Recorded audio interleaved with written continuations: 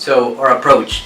We wanted to create an area that not only provides students and the community with their needs, but also to involve the community and get something in return. Creating a place that pushes the students to the zenith of their creativity and imagination. Creating quality learning spaces with all the considerations for educational standards in the UK. Exploring all natural resources like natural lighting or ventilation to reduce our energy demand, and to have a place where student and community could learn a sustainable way of living. So, how we did it?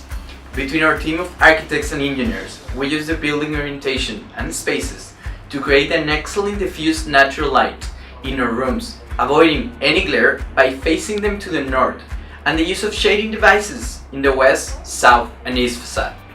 By creating the community areas between the two buildings of the primary and secondary, we create a conjunction point of the students and the community, keeping the building only 2 floors for possible expansion and to create a better harmony of the surrounding houses.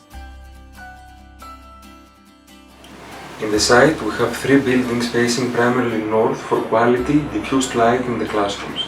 As seen here, the sun path in winter and summer have different elevations which will not only affect the solar gains but the quality of sunlight received by the site. The timetables of the school in winter and summer were considered in the facade glazing ratio, optimizing the sun lighting and thermal performance just when it's needed. We have created dropping picking points for students to avoid traffic on site. The secondary school and the primary school are placed in the southern and northern part of the site respectively.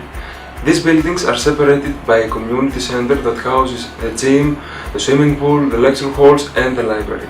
The car park is strategically located at the main entrance to make the transit times to the 3 buildings similar.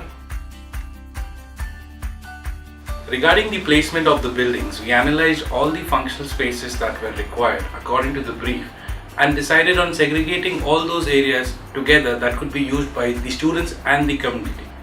We placed all these spaces in an independent building in the central part of the site for ease of access.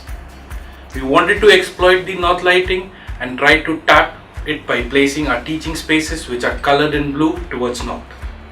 We created green spaces which can be visually accessed from the classrooms so that the students can remain connected to nature. 4 strategies were employed while designing classrooms. Firstly, we designed the sloped roof to capture maximum daylight from north. Secondly, we improved inclined higher reflective ceiling to allow deeper penetration of lighting into the floor plane that also improved the uniformity. Thirdly, the facility passive natural ventilation static third strategy were used. Finally, we used the slope of roof for rainwater harvesting. We had the same approach for designing functional space in the other 3 orientations. Additionally, we provided lighting cells that control glare and reflect light deeper into the floor plate for improved uniformity of light on the working plate. On the corridors, we provided skylights on the roof to maximize daylight and natural ventilation in the circulation area. After analyzing various masonry materials for the construction of the school, we narrowed down on stabilized mud blocks. Basically, stabilized mud blocks are made by compacting a mixture of soil, sand, stabilizer and water together. Now the reason why we chose it was because it produced 5 times less carbon dioxide compared to other similar construction materials.